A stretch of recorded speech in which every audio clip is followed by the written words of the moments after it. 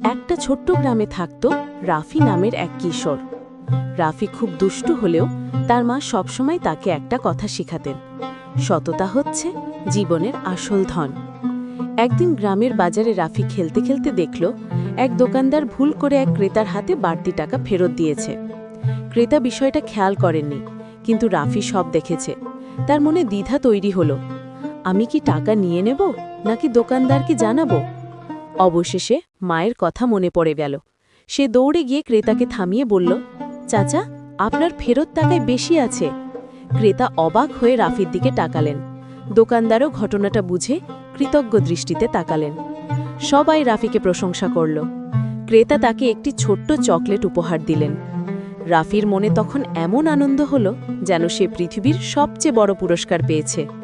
সেদিন রাফি বুঝল, সততার ফল সবসময় মিষ্টি। টাকা হারিয়ে যায়, কিন্তু মানুষের বিশ্বাস ও ভালোবাসা চিরদিন থেকে যায়।